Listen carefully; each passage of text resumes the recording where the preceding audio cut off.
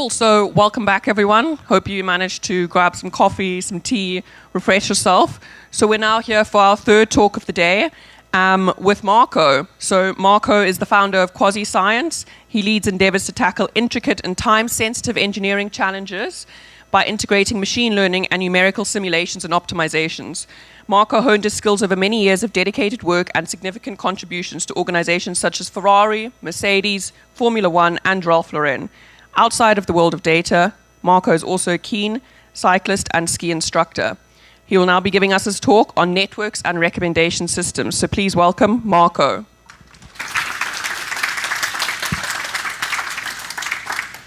Hello everyone, good to be here. Is this? All right, all works. So I'll take you through some of the things that we've done fairly recently. And like I want to start with like kind of like an overview, right? Like so, I'm gonna talk about like what does it mean like to work with a network. So some sort of like introduction and like definitions that we'll be then using throughout the presentation. Then we look at like some recommendations. So instead of going really deep into like the algorithms that like we use for recommendations today, I'm just gonna like highlight some of the key algorithms and maybe the pain points that like we found like working and deploying these algorithms. And then with a series of like 3 different sort of games, and we'll see depending on time how many of these we can sort of like go through. We look at how we can reshape and change like the current algorithms to maybe better fit our needs. And then we'll try to bring it home. All right, so our perspective, my perspective on data science is kind of like really comes from having worked in engineering for like many years.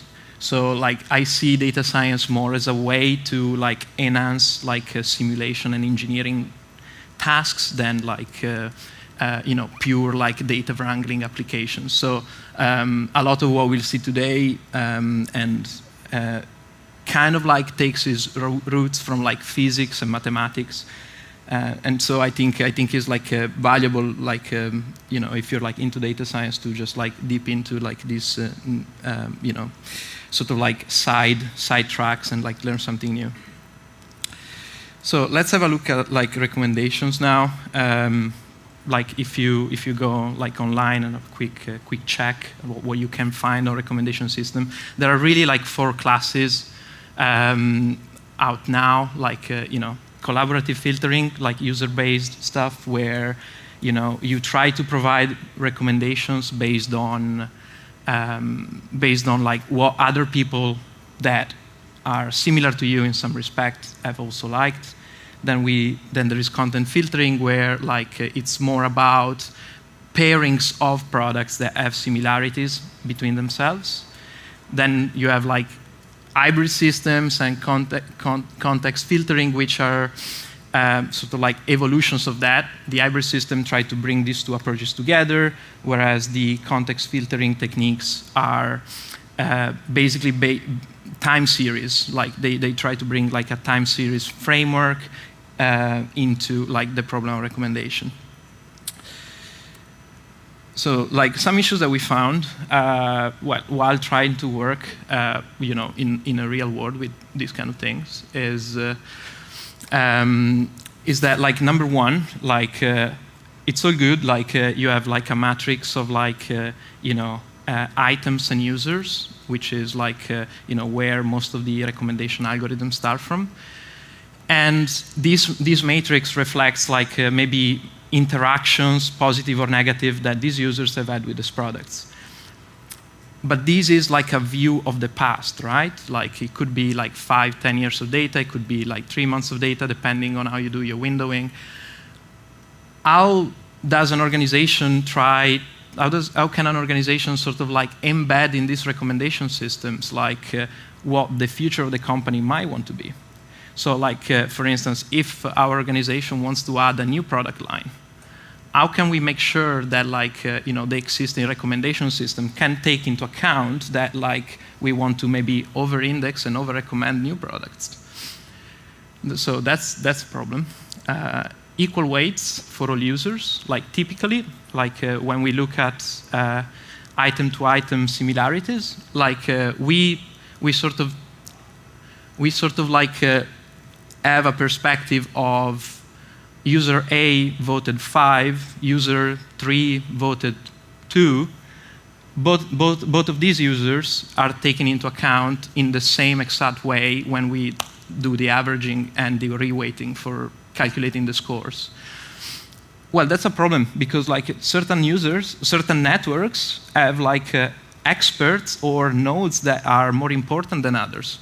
So like this may be something that we need to take into account, right? So if you are selling wines on a website, maybe the recommendation of a sommelier is more important than the recommendation of like the average Joe. And then we have like viral items, which is like a fun new thing, where basically like we say, if providing recommendation costs us money, let's say that like we are sending emails to people, and let's say that like in these emails we cannot have like thousands of products, right? We can only have maybe 5 to make the email like of a sort of like sensible length. How do we pick these 5 items if some of these items are items that like the user might see anyways, even without us sort of like recommending it? Like, does not make sense to recommend something that they will see anyways. So these are some problems, and we'll try to like give a sort of like answer or like a sort of alternative formulation that can sort of like alleviate some of these, like as we go through. So before we delve in, like I'm gonna cover like some very quick definitions, like again network, or graphs, depending like what your favorite word is. It's basically a collection of entities that are connected together. These can be directed or indirected. And nodes can also have states or properties, which is something that like we'll use a lot later on. A network can be sort of like summarized by what we call like adjacency matrix, which represents connections out of a node and into another node with a 1. There are also variations of this where you'll see like instead of ones having weights, and in special networks you can have like these weights also being negative. All right. We then look at like some metrics over these networks, and like some of the most basic one but important that we'll see like everywhere are the degree of the nodes. And the degrees are like the number of connections that go in and out of a node. And like it's basically as simple as summing things together along rows and columns. If you look through the literature, you'll find slightly different like definitions of this, where the matrix, the adjacency matrix, can be like defined like this, or like it's basically transposed. When we collect statistics of the on the network and calculate all the degrees, we can create like basically this probability distribution function of the network, which many people, like especially like in the 80s or 90s, believed to be a sort of like fingerprint of the network. And we can see like in networks such as like the one that you see on screen, these small networks are called small world networks, and have like interesting properties to study, and like and we'll be focusing a lot on like these. If you go and look at the network that we built through, for instance, like if we had all Facebook data, or if we had all Instagram data, the resulting shape of this distribution function will be like very, very different, and will exhibit like some very long tails. So like these long tails are extremely important for the dynamics over a network, which is something that we'll sort of look at later, and have pushed a lot like the research into defining new ways and new metrics. Some of these metrics are like that you'll see like everywhere are like clustering coefficient and modularity coefficient of a network, and these are used to find clusters and like communities. So like the clustering coefficient, a good sort of like rule to understand what that equation means is basically it considers the number of local triangles over like that you can basically define around a node with respect to the number of the connection coming in and out of that node. And the modularity coefficient requires you to firstly define a sort of like a community. So like you group together, you bag together a bunch of nodes, and then you calculate what's in the sum over there, and make sure that like and make sure that like whatever it's in that parenthesis like can only be like non-zero if the two nodes belong to the two communities that you want to compare. All right, so we have talked about like networks as collection of nodes, and now we look at like what happens if we try to do something and if we try to modify the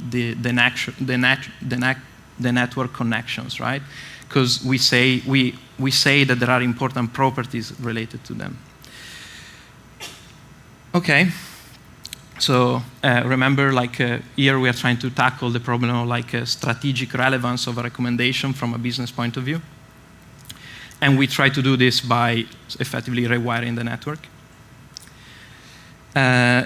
Anyone coming from a physics background in here? No? Show of hand. 1, 2. Yeah, we got 3 people. 4. Oh, maybe 5 behind the columns. Great. So like if you've like delved into as far as like statistical mechanics, you'll probably recognize this. This is like an Ising model. Is basically a system like built on a lattice. So like one of the simplest uniform periodic type of networks. So the network properties here are like very simple, and like what these S's represent is like a property that we call a spin, and the spin can be either like +1 or -1. And the intuition is that like if two nodes that are close, basically along that like pink cross, if two nodes that are close have the same spin, you have the same. The two S's have have the same like give like a plus. And the energy of the entire system goes down. This type of system is used to represent like how like a metal can acquire like a magnetic connotation, so like magnetization properties. But like it's also at the base of like many things like voter models for social media. The Cambridge Analytica scandal was like basically built with something fairly similar to this. So like like even simple ideas like this can be like a good starting point when you do data science sometimes. So let's look at like how this system behaves when we try to like evolve it in such a way that like the total energy of the network is minimized, so in a sort of like equilibrium state. So as we move from left to right, you'll see that like the network is like basically progressively less random, and this shows that like is basically what we're seeing is like the magnetization process in reverse, right? So you start from like a not piece of metal, like the atoms have like a lot of energy, all the spins are like basically in like doing what they want, And then as we cool the material down, like we have these big clusters forming, and like in each of these clusters, like if we were like, if we were very small and go in there and measure like what happens, like we can basically measure like a local non-zero magnetic field, right? So let's move on. What we, like again, like basically this kind of shows like what I'm describing there. The important thing to see is that like here in the middle, on the specific heat graph, we have like a discontinuity. That's like when you see something like this over a network, that normally shows like phase transition. So when you look at networks and you look at like what is happening globally over these networks, you need to be very careful if you see something like this, because like that's a very good opportunity to learn something new. Every phone or device that you have in your hands like has an LCD screen. The properties to make these LCD screens work were figured out with like basically these mathematics. Now let's go back to networks, and let's rewire the network in a way that like basically instead of calculating the proximity just with the vertical and horizontal nodes, we also add the 4 nodes that are like remaining around. So now instead of having a degree of 4, each node has a degree of 6. No, 6, 8. Sorry. Again, so like if we now notice what's happening here, like the properties of the networks and the place where the transition happens has changed like significantly. So what we can conclude like is that like rewiring the network has changed like the global property of the network. Now let's move a little bit further forward. Like let's keep going, right? So if I take the same lattice that I had before and I stretch it into a wheel, that's what the network is going to look like. And then what I can do is like randomize these connections and through a process, and like let's say that at each edge gets rewired with a probability of like 0.25 in the first case and 0.60 in the second case. And we see that like we can start to obtain like some very different looking graph.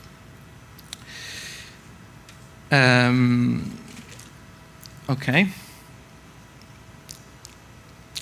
Now we're getting to something like slightly more serious. This is like an open data set. I think like his movie recommendations is like 100,000 points or so. So it's enough to sort of like prove the point on this. Let's start from these networks, right? So this like if you plot the network as is, that's what you get. It's not very useful, is it? Now, like the first thing that like you might want to do is like single out the communities, right? The communities being like these local blobs that we were looking at before, where like there is maybe a magnetic field about them that like sort of like keeps them together, right? In this case, like the communities were identified with like Louvain algorithm, which is basically a process that tries to maximize the modularity of the network.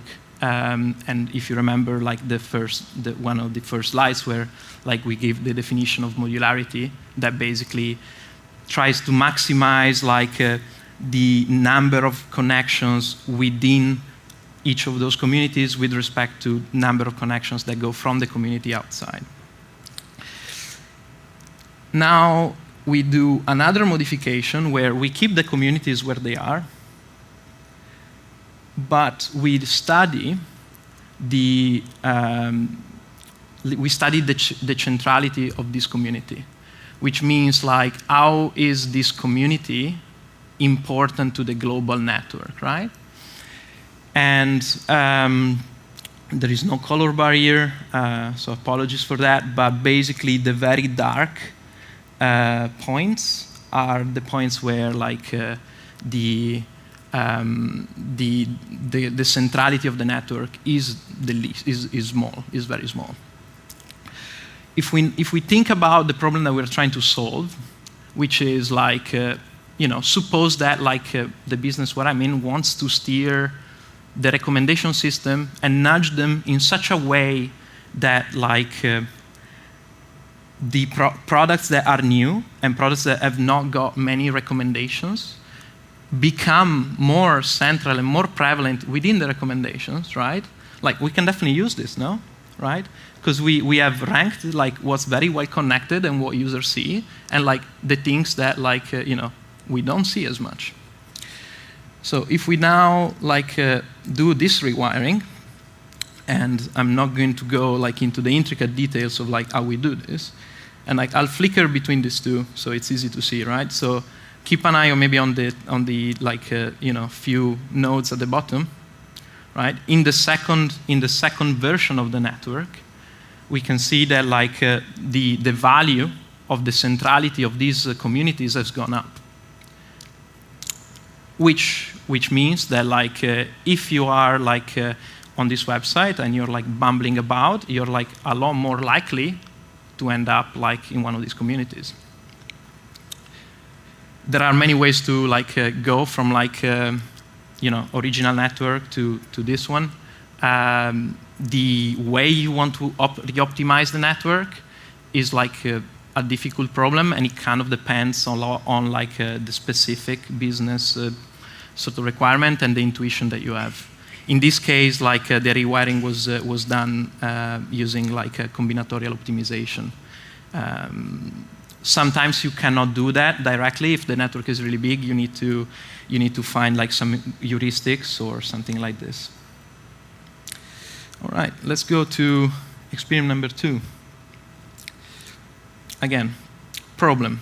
Again, remembering what we spoke about at the start is if I'm comparing items to items and I'm trying to like decide how similar two items are, do I really need to take everyone's opinion into account?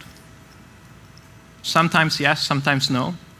There are certain specific systems where like you might really not want to do this. Like if you have like 5 followers on Instagram like me, and like and you post like oh my God, I went to this like amazing restaurant, no one is gonna care.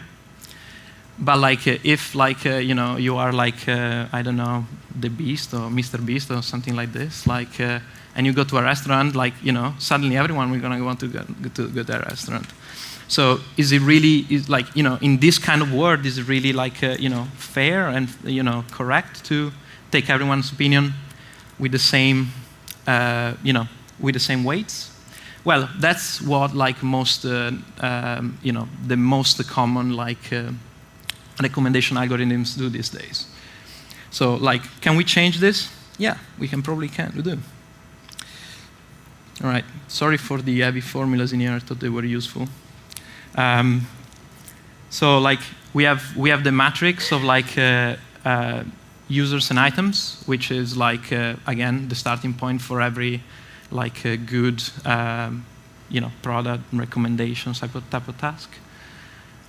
We now want to like establish how similar different products are, to then try to reconstruct like what, say, the last user in this row. See, there is like a little question mark over there. What might this what might this last user think about product number 2? Given that like there are many other users, and given that like all these users have had like maybe similar or different recommendation to other items. So the first equation that you see there is like the traditional equation for like this similarity. If you have experience with like cosine similarity, that's kind of like exactly the same thing. It's this version is called adjust. adjusted cosine similarity, and it's basically doing some sort of like averaging that you can see where like everything gets sort of like scaled more like scaled according to like the mean for a certain user. And after you have calculated the similarity, you can then like create a sort of like weighted summation, and that gives you like the rating for user I and product J. So again, here every user is the same way. But there is Google, fortunately. So Google tells us that like within a network we can use like people basically to figure out what things are more relevant and what things are more important. So if we, at the core of the PageRank algorithms, there is a system that looks at like connections coming into a node and out of a node, and decides how many times, like, and decides and basically counts what's the probability of you finding yourself at a certain node at a certain time, right? So obviously, the more connection incoming you have, the more likely you are to end up on a certain node. There are very interesting, like if you go and read about this, there are like lots and lots of ideas that come from statistical mechanics and go into these things.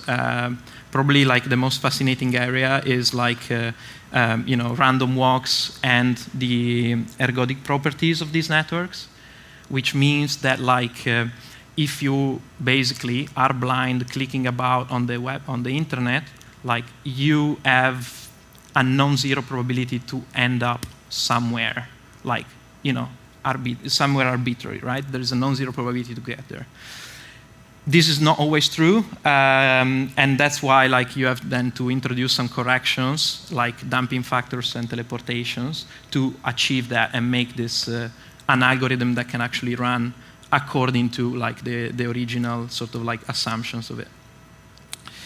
So if we forget about that, we just keep the formula that was in the previous slide, and that was the basically PageRank weight for a certain user. We can then plug that in there, and we're done, right? So we have recalculated a weighted similarity, and then basically everything else stays the same. Right. So there is a bit of research on this stuff on the internet. Unfortunately, like some of these things, I'm not like super. I was not able to share. But like if you're interested in some of these results, you can come and see me, and I'll help you find like the papers that like you might need to push you in the right direction. Get to almost to the end. Who's with me? Yeah, let's do this. All right. This is the funniest bit. Okay. So like up to now, we have looked at things that do not evolve in time. But of course, like the real world like moves on. Like processes are like evolving all the time. And like if I try to study like a recommendation, like if I try to create recommendations, is like useful to have that sort of like time evolution element in it. That's also why like some very modern algorithms are also trying to take that into account. Like we spoke at the very beginning about like the idea of context filtering, where like we basically this is particularly valid for like basically e-commerce companies or the Netflix of this world, where like they know if you're like looking at the website via the tablet or your PC or your TV, and they figure out like that in that region there is something popular at that time of day, and they maybe want to push that to you, right? So basically what this means is that people realize that the time importance of a recommendation is crucial. We're going to talk about a curious case, which is the viral content. And probably the most fun example I could think about is the Techno Viking video. Anyone? No? Yeah. One person. Got it. Yeah, nice. So this meme was basically came from a YouTube video that was I don't know, uploaded maybe in 2006, and then no one noticed for 6 years, and then suddenly became super popular, right? And then there are T-shirts with that thing on, and it's great. But if you are the network owner, you might want to rethink how you are re-ranking. Basically, if in this case, if you were the YouTube algorithm, how would you re-rank the videos to make sure that I don't know, people still watch their ads and do not skip to the meme that a friend sent to them or something like this, right? So let's have a look at this. So when we look at dynamical systems, a lot of times we basically focus on that first bit of the equation, so the standalone behavior. The standalone behavior does not mean that the standalone behavior is basically the function that that depends on the state of the node that defines the derivative, the time derivative at that point. What we're going to do is that we are going to add the influence of all the other nodes to the dynamics of the property x of I, and we do this by basically defining a function that takes every node in the network and defines the equation between two nodes. And then we multiply that matrix by the adjacency matrix, meaning that we are going to find that nodes that are connected together can exchange properties, right? Okay, so this is just as I was saying. Perfect. So if we now look at this network, what I've done is created a system that is active on that network and evolves over time. No? Yeah? Okay. Is it working? Oh, okay. Backup is working. So this is a version of the Lotka-Volterra model, where basically the purple lines are praise in the according to the definition of that very ancient model, and the orange lines are representing the predators, right? So praise and predators can interact with each other only if they are connected together, and the distance between the nodes is also a factor, because if I am Marco the predator and my fridge is very far from me, I cannot interact with the fridge enough. So this type of things gets taken into account. And what I can see is, okay, I have a set of initial conditions. I have my dynamics, the equations, and I have and I have a resulting effect. So what happens now if I keep everything the same, but I just change the network structure, right? So we can suddenly see that the two behaviors change a lot, from going from one to the other. And this takes me to this sort of additional bunch of equations. So everything stays the same, except that like in that last term, I'm slotting in there another matrix, which is going to be the matrix of like my controller, right? So I can theoretically, move some levers to represent or like to force like different behaviors. And like how do I define or how do I obtain these controls in such a way that makes sense?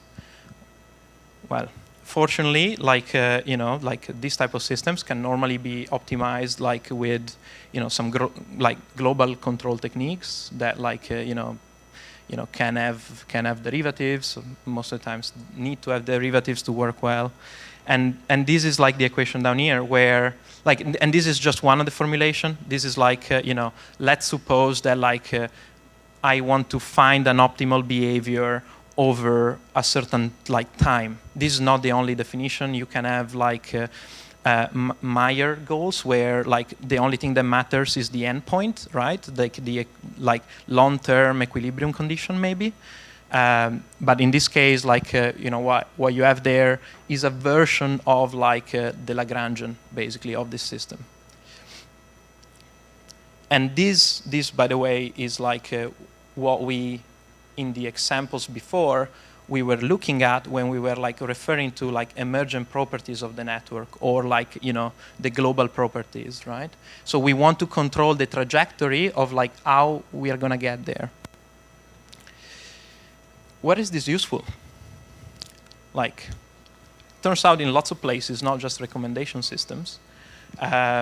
So, like, primarily, like, there's a lot of like my way into this sort of topic was through like ecological studies.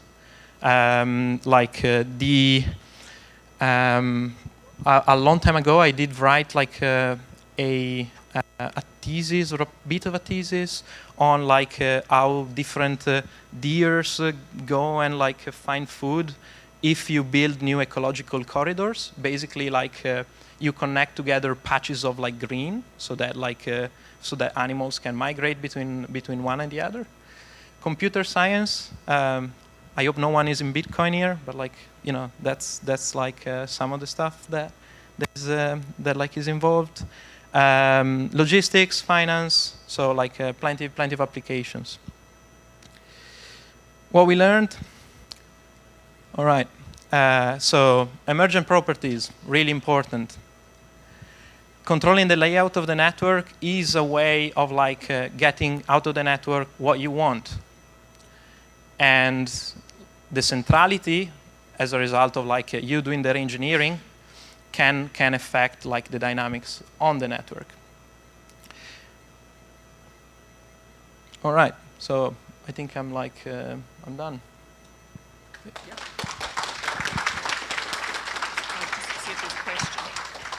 Fantastic, thank you very much. We do have time for one question. If anyone has a question.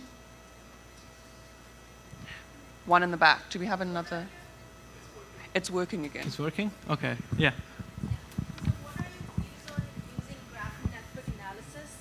In terms of making recommendation system?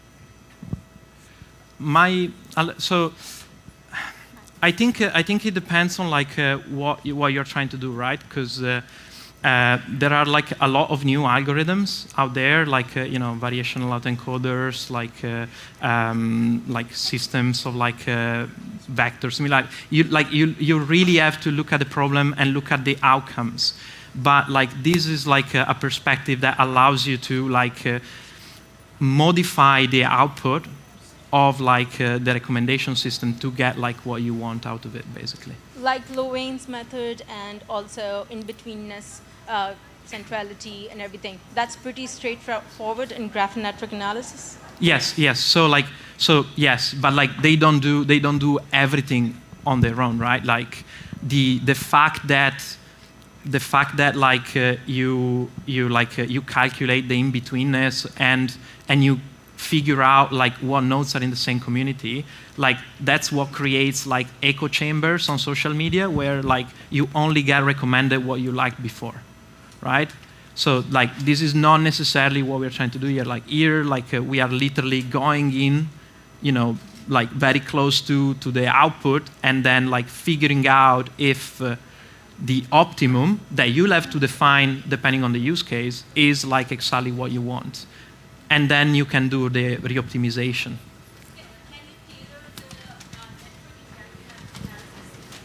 Sorry, I couldn't hear you.